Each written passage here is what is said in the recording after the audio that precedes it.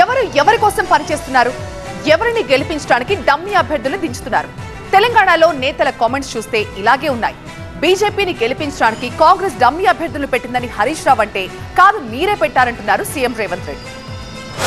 సిద్దిపేటకు కూడా పేరు ఉన్నదా లేదా కేసీఆర్ అని? బీజేపీ కాంగ్రెస్ ఒకటై కొన్ని చోట్ల డమ్మీ అభ్యర్థులను పెట్టింది. కరీంనగర్ లా, మెదక్ లా, మల్కాజ్గిరి లా, సికింద్రాబాద్ లా ఇట్లా కొన్ని చోట్ల బీజేపీని గెలిపించడానికి కాంగ్రెస్ వాళ్ళు డమ్మీ అభ్యర్థులను పెట్టింది. దాంతో ఏంది వాళ్ళు బీజేపీకి లాభం చేసే పనులు ఉన్నారు. మన దగ్గర కూడా అదే జరుగుతా ఉంది.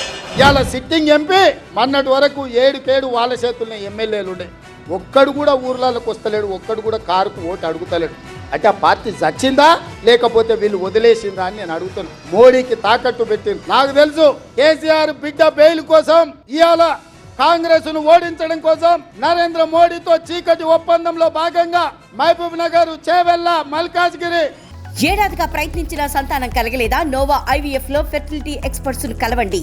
మాతృత్వం కల్లా నెరవేర్చుకోవడానికి ఉచితంగా సంప్రదించండి. భువనగిరి, జహీరాబాద్ 5 పార్లమెంట్లలో చంద్రశేఖర్ రావు నరేంద్ర మోడీని గెలిపించడానికి సుపారీ తీసుకొని బీఆర్ఎస్ కార్యకర్తలు ఇవాళ బొందబెట్టి వాళ్ళ ఆత్మ గౌరవాన్ని మోడీ కాళ్ళ దగ్గర తాకట్టు పెట్టిండు. బీఆర్ఎస్ నాయకులారా మీరు ఆలోచన చేయండి.